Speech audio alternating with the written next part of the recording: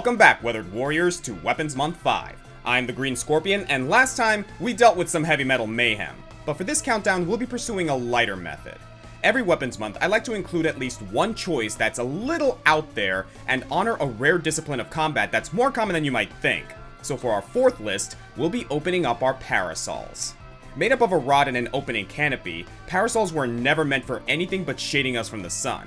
Or the rain, in which case it's called an umbrella, but for the sake of this list, we can use the two terms interchangeably. And believe it or not, there's some precedent in history for using them as improvised weapons. In feudal Asian villages, access to metal weapons were sometimes outlawed, so it was important to be able to defend yourself with household objects, the same way weapons like tonfas and kamas were developed. And in the 1800s, when umbrellas became commonly owned by the working class, a fighting style called baritsu incorporated them as a possible substitute for a fighting cane. Bend the laws of physics a little bit, and suddenly parasols are bursting with useful features. The ends of them are pointed like a spear, the open fabric could act as a shield, and we've seen many cartoon characters parachuting to the earth with them. Characters often conceal other weapons in their rain gear, like Penguin with his machine gun or Hagrid with his wand.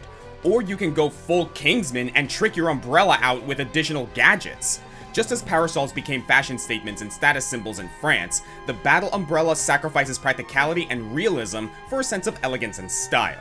No particular rules this time other than the regular Weapons Month stipulations. If they're from a video game I played and they can bash baddies with a bumbershoot, they're eligible.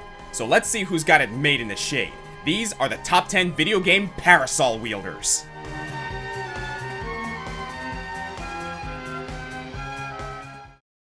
So, as a character designer, why would you choose to make your character fight with a parasol? Well, in many cases, it's about completing a look of demure and sophistication. But in the case of our number 10 entrant, it's a way of giving the hero a weapon without actually giving them a weapon. Eternal Sonata is a 2007 JRPG taking place in a fantasy world imagined by classical composer Frédéric Chopin while he's on his deathbed. Pretty artsy stuff, I know. The first person Chopin meets in this Oz-like journey of introspection is a girl named Polka. She has magical powers, which in this world is a symptom of a terminal disease, something she's pretty damn stigmatized for. But despite everyone's cruelty towards her, she's resolved to use her powers and the little time she has left to do as much good as possible. Polka's kind of a Mary Sue, her only character flaw is that she's so cute and precious, but Eternal Sonata is the perfect place for that. If you know a little about Chopin, you'll know that Polka is the same age his sister was when she died of tuberculosis, and you'll realize Polka exists as his idealized version of her. You have this perfect altruist who would never choose violence as her first option, but this is an RPG and she needs to fight. What do? Give her a weapon that isn't a weapon. If a character has a sword or a shield or a mech suit, it immediately implies that they expect to be in a fight. Polka just has her dainty accessory. She didn't expect to be in this kind of conflict. But if she absolutely has to... Nether way! Extreme combo! Considering that Polka's more of a mage/healer than a frontline fighter, her physical damage output isn't bad. It's not great either, and there were more aggressive options that could have been here, but I like Polka at number 10. Her parasol is an example of how to arm your protagonist without compromising their gentle nature.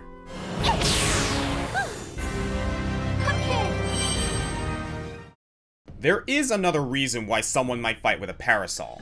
So that everyone will think they're not a fighter. And for that, we have Setsuka from the Soul Calibur series.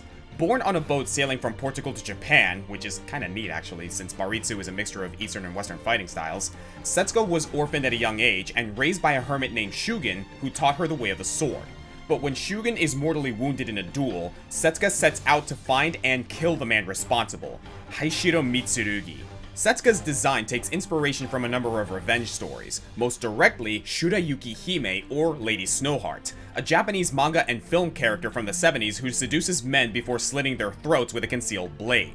Like Snowheart, Setsuka's sword hides in the handle of her parasol. Presumably with this ploy, Setsuka's ended many fights before her opponents even know they've started. But even in battle, the parasol serves an important function as a sword's hilt. Versed in a style not unlike Bushido, Setsuka spends a lot of combat with the blade tucked away. This is based on the real-world samurai technique Yaijutsu. By hiding the blade, Setsuka's opponent has trouble gauging the reach of the weapon, nor can they predict just how fast she is on the mortal draw. Setsuka loses some reach with this strategy, but has some of the quickest attacks in the game. A few moves even utilize the canopy. Setsuka can create some breathing room between her and her opponent by suddenly expanding the Parasol, catching many fighters off guard, and her critical edge uses the Parasol as a misdirect, hiding behind it until...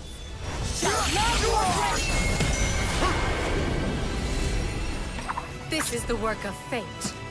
I merely played my part. Setsuka is a deceptively dangerous fighter. She may look like a delicate snowflower, but under those petals are some serious thorns. Depart! You won't even know what hit you! Yet another opponent unworthy of my blade! For Setsuka, her sword and her parasol are two halves of the same weapon, but Shizumaru Hisame from Samurai Showdown sees no reason to combine them. Why not use a full sword and a full umbrella at the same time? Shizumaru is your typical anime sword fighter with amnesia. He doesn't remember his parentage, and all of the others in his village steer away from him, thinking he might be a demon or an ogre in disguise. This actually might be true. I can never find a straight answer. Maybe he's a half ogre, maybe he has layers. He's had this sword with him since before he can remember, but fearing its possible connotations, Shizumaru relies more on his traveling umbrella in his first appearance, Samurai Showdown 3. He meets the series' main samurai, Haomaru, who teaches him the philosophy of the blade, that he doesn't need to fear it if he wields it responsibly. And from that point forward, his moveset gets more reliant on the sword and less on the parasol in each successive game. You'd think this would put him below Setsuka for this list, but there are a few aspects about Shizumaru that make me want to rank him a little higher. Despite Haomaru's lessons, Shizumaru taps more into his angst when he uses a sword, as if the sword represents his theoretical demonic side, whereas the parasol reflects his gentler human nature. For one of his most famous moves, Amangare Kyorakuzan, Shizumaru goes so far as to cast away his umbrella and his restraint with it in order to commit brutal slashing attacks. So yeah, that's using the sword, but psychologically, the fact that he has made this association with the parasol is what lets him manage these sides of his personality, and he always catches it again before it can hit the ground. Fun fact, Shizumaru was actually planned to appear in Samurai Showdown 64, but was cut because it would have been too hard to render the umbrella with the low poly count. If he couldn't bring the umbrella, Shizumaru was not interested. And symbology aside, there is one more ability in Shizumaru's favor. This spinning move where the umbrella basically becomes a blue buzzsaw for a moment. Are the sides of that canopy bladed? Did he sew razors into the perimeter? Or is this just cool? I'm gonna say it's just cool.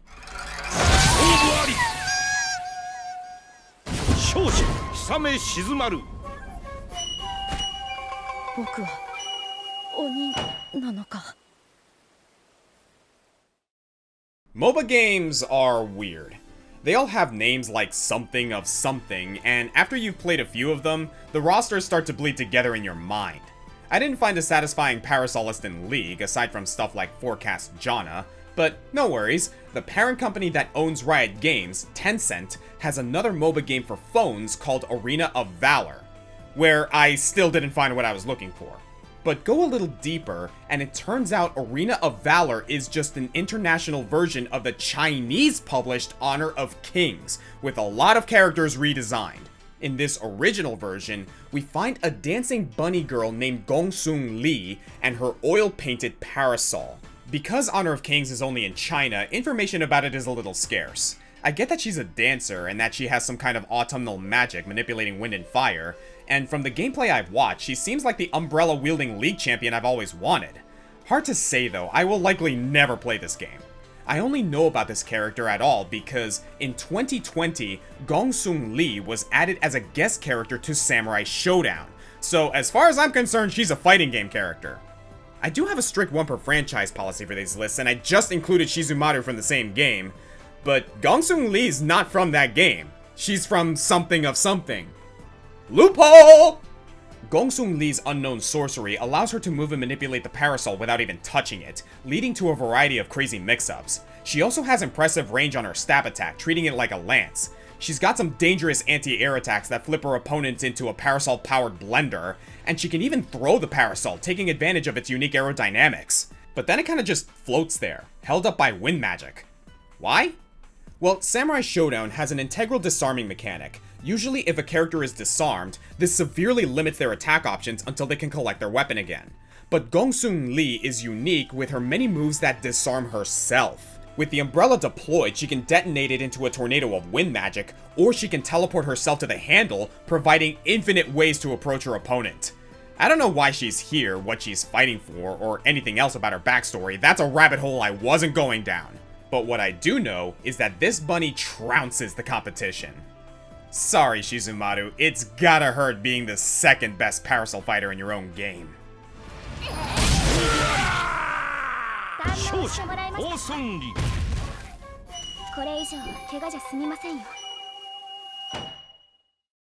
Is a dancing bunny girl too much fan service for you? Well, I've got some bad news. This is the list that finally made me talk about Senron Kagura. Senron Kagura is a very niche series about a harem of teenage girls training to become shinobi, fighting in 1 vs 100 Dynasty Warrior scenarios, and blasting the clothes off of each other with over-the-top attacks. I'm no prude or anything, I love cheesecake as much as the next guy, but this is a lot. But we're not here to judge anyone's moe preference, we're here to judge their Parasol fighting skills. And Senron Kagura actually gives us 2 outstanding choices, both of which have eye patches coincidentally. First there's Mirai, who hides an arsenal of guns in her umbrella and dress, sort of the next logical step to Setsuka's secret sword umbrella, but I decided to instead go with Yagyu, who makes much more use of the umbrella itself. Just by watching, you can see that she's pretty competent with the thing, bashing back the adolescent hordes and firing unexplained energy blasts from its point. She's also sharpened the spokes around the side into razor spikes, now that's pretty rad. I'm just not sure why she picked the Parasol for her moveset. Ninjutsu is a versatile martial art, I'm never surprised to see a ninja weaponizing anything. Just usually the Parasolists have some kind of look that they're going for, and nothing about Yagyu is particularly elegant. It's like the eye patch, or the fact that she can summon a giant octopus, just sort of arbitrary. Well, okay, there is a reason for the eye patch. Yagyu lost her little sister in a car accident, and to make sure that she always remembers her, Yagyu wears her old ribbon over her face at all times. A strange way to go about it, but okay. This also makes her hesitant to make any friends because she doesn't want to lose anyone else, but she eventually does form a strong sisterly relationship with Hibari. So maybe the Parasol represents how she keeps herself guarded because the Parasol shields you from sight? Or how she's slowly learning to open up again? Like a Parasol? I'm kind of at a loss for symbolic significance here, but maybe for once it's okay to just say, hey, watch this girl beat up a bunch of other girls with her anti-sun stick. It's Senron Kagura, just turn your brain off.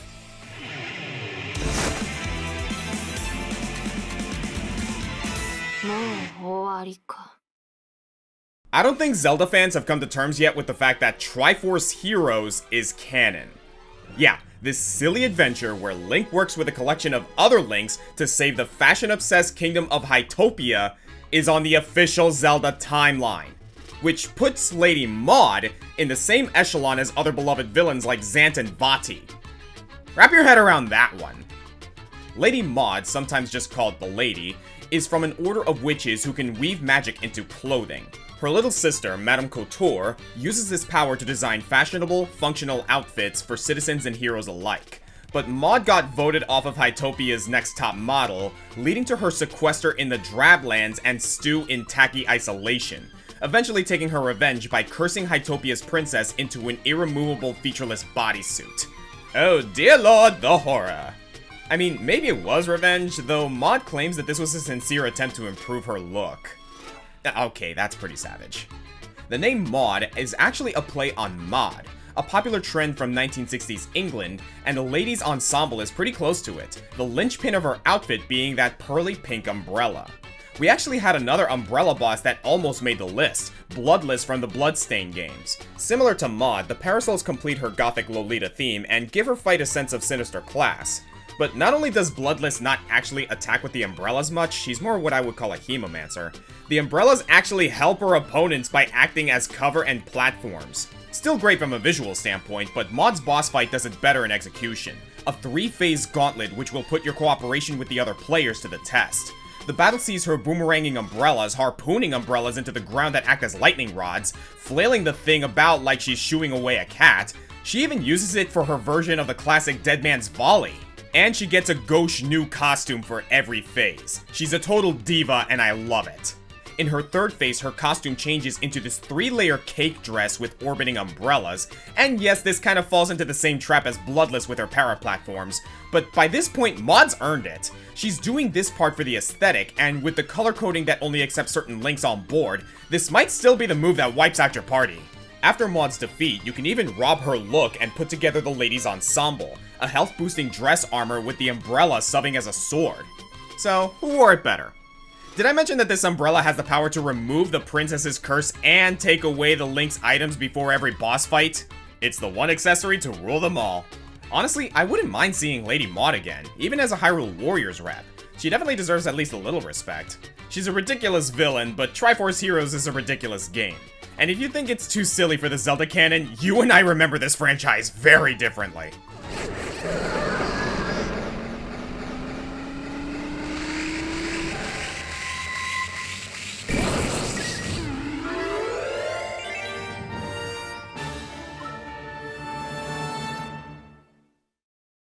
Obvious choice incoming. It's always interesting putting Mario characters in Weapons Month. It's not a particularly combat-heavy franchise, but certain characters have strong associations with certain items, even if they don't always have them. Luigi only uses the Poltergust in a handful of games, but if I ever did a top 10 vacuum wielders, you know you're gonna see him there. And even though Peach doesn't have her Parasol in most of her hundreds of appearances, she is the very symbol for this category. Princess Toadstool's first use of the tool, if I remember right, is Super Mario RPG. After you rescue her midway through the game, her Chancellor insists that she stay home while Mario goes out to save the world. Next thing we know, Peach is sneaking out the window Mary Poppins style, and the Parasol becomes one of her equipable weapons. Far from the best, but enough to inspire a move in Super Smash Bros. Melee, where she performs a rising stab and then gently descends to Earth. Unlike most other recovery moves that force a character into a freefall, this stacks with another pre-established Peach ability, using her dress to float short distances in games like Mario 2. In the USA, that is. Damn it, Lost Levels. So Peach became associated with having a lot of hang time and aerial superiority. And though it was just for appearances, her Summer Parasol in Mario Sunshine cemented the item as part of Peach's iconography. There's plenty of instances where she has it, violent and non-violent, but there are 3 games that best highlight Peach's parasoling prowess. First is Yoshi's Island DS, where it turns out even the infant princess liked to stay in the shade. Literally a newborn, and she already has an umbrella capable of supporting the weight of a dinosaur for extended jumps. How sturdy are Mushroom Kingdom's fashion accessories, seriously? Second is, of course, Super Princess Peach, a criminally underrated adventure where Peach wields a sentient parasol named Perry. I never cared for Perry as a character, but he rules as a weapon. Peach can fire charge shots, shovel enemies, umbrella ground pound, umbrella lily pad, it even transforms into a submarine.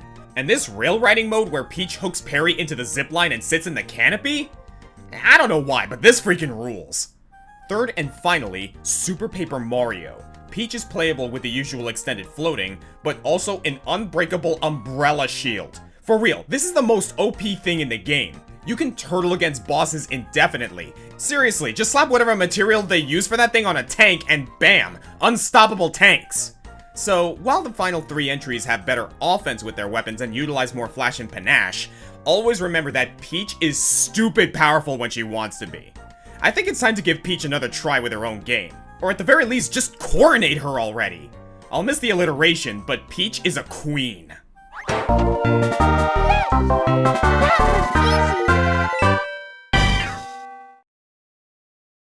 Peach is great and all, but Skullgirls has its own killer princess, and Parasol is her middle name. Well, okay, no, actually, Parasol is her first name, and she fights with a parasol. Parasol's parasol, if you will. Okay, this is gonna get confusing. Let's just call her weapon by its name, Krieg. Yes, her weapon has a name.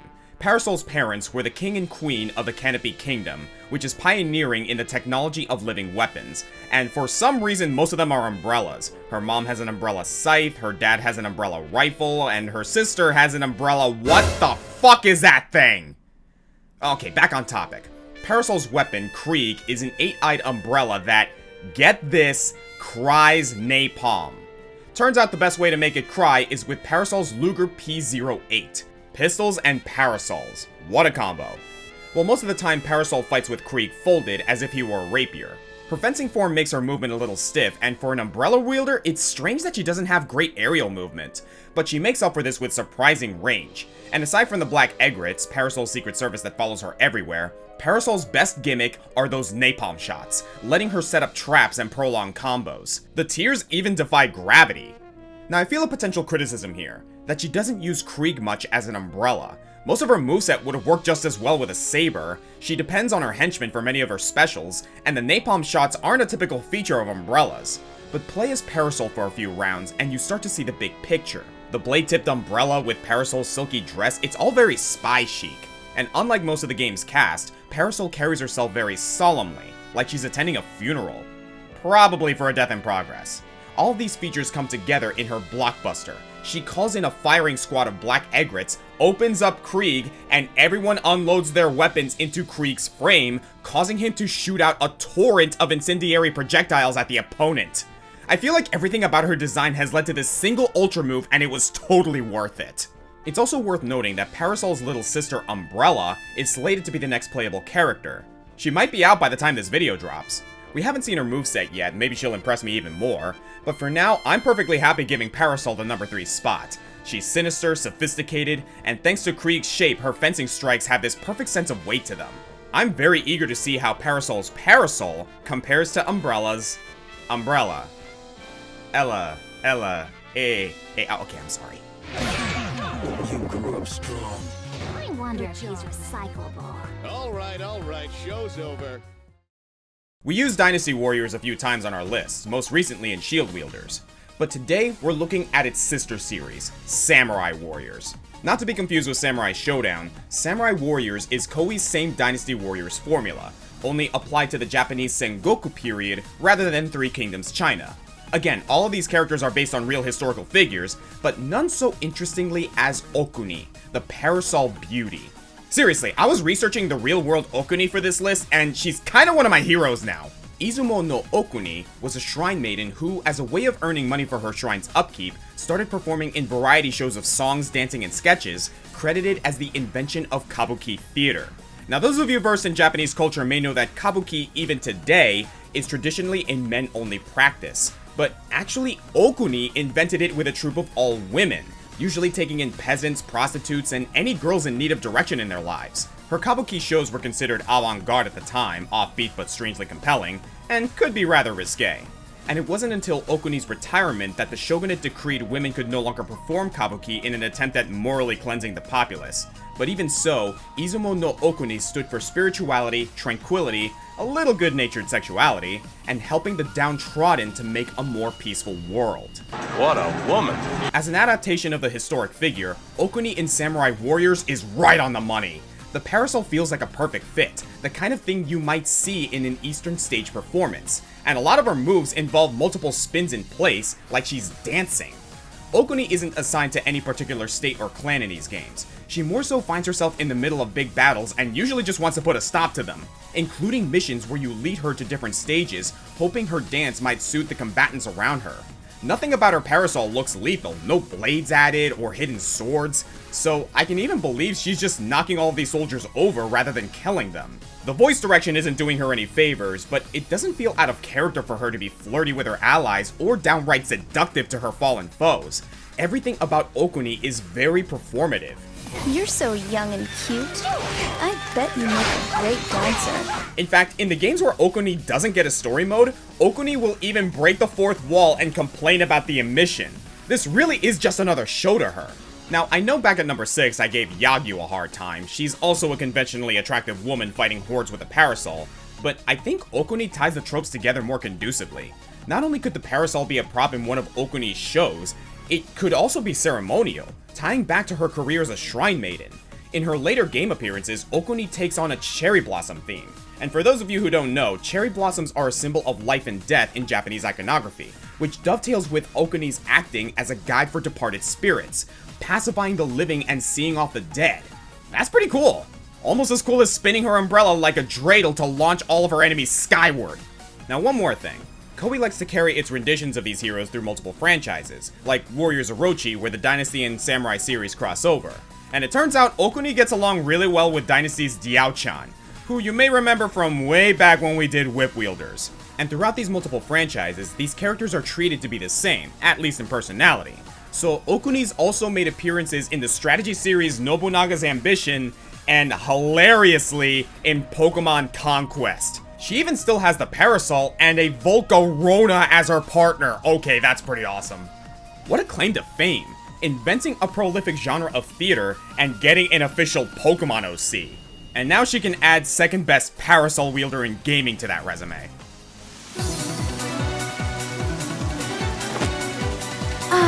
And things were just getting interesting. I don't always know going in who my number 1 is going to be. Even after I compile all of the possible entrants, sometimes it's not until I dig through the research that I recognize the cream of the crop. And I make sure to go through every franchise I've played on my big Excel sheet of video games, even if the character is from a game in the franchise that I haven't played yet. And being a moderately big fan of the Tales series, I actually never played Zysteria until recently. It doesn't seem to be anyone's favorite installment, moving in a different direction from past Tales games, with Berseria handling that direction better. But it's the only game with Edna, and she is delightful. Born Hefsin Yuland, Edna is a member of the Seraphim, a race of elemental spirits that are pivotal to the world's balance. Think of them like the summon spirits from any other Tales games, or summons, espers, aeons, etc. from any JRPG, just even more humanized. While she looks like a petite human preteen, she's been learning to kick ass for over 1,000 years. Judging by the umbrella, try and guess what element she's associated with. Wrong, it's Earth. Edna is able to effortlessly manipulate stone into formidable bridges or deadly spires, and the umbrella is her attempt at versatility. By channeling her mana through the object commonly associated with other elements, Edna is able to create some unique effects. So umbrellas are made for stopping water and can catch the wind, right? Well, combining earth and water magic gives Edna access to ice powers for some reason. I guess the idea is that it's water in a solid rock-like state. And earth plus wind starts bending gravity, creating voids and miniature black holes. That one actually makes a little sense in a weird way. Airborne ground, it's a paradox. So Edna's a caster then, right? Well, that was fine for Polka at the number 10 spot, but here at the pinnacle, I want to see the weapon in action, not just as a glorified arcane focus. Well, no worries, Edna's not just a ranged spellcaster like Genis or Rita, though she has her fair share of that too. No, the bulk of Edna's arts combine her spells with the weapon for some melee magic. She's a magus, channeling mana through the Parasol and releasing it by either pointing, spinning, or opening the thing, which leads to moves where Edna can make it snow out of the canopy, create icicles that spin around the rim, sit in the umbrella and Beyblade. Hell, her umbrella can make it rain! Cutscenes with her are always fun too. Even among her immortal beings, she can be incredibly apathetic to the plights of humanity, leading to a lot of conversations where she's just bored as hell with everyone's drama. Edna, watch where you swing that thing! This is why I despise humans. And the way she moves across in cutscenes, the dainty Parasol and the titanic geomancy is a hilarious contrast. When she first meets the party, she's not really interested in helping, so she just yeets herself out on a stone catapult and parachutes over the horizon. Oh, I get it now. She's basically Toph, a sassy little girl with tectonic shifting powers. Beasts like this giant minotaur tremble in fear when they make eye contact with her. And they're right to be scared. We haven't even covered the mystic arts yet. Using Terra Mine, Edna fires pure Gaia energy out of her Parasol like a shotgun blast, and with shooting stars, she does the same thing rapid fire while riding the Parasol like a witch's broom. Oh my god, I love this girl. It kinda goes back to Setsuka here, choosing a Parasol as a way to mask your deadly abilities. Only instead of a sword, Edna's hiding planetary power. She's not worried about the rain because she is the storm. And that's why she floats in as the #1 greatest Parasol wielder in video games. Well, that's another weapons list down, but I got one more loaded in the chamber. I'm the Green Scorpion, and next time, draw!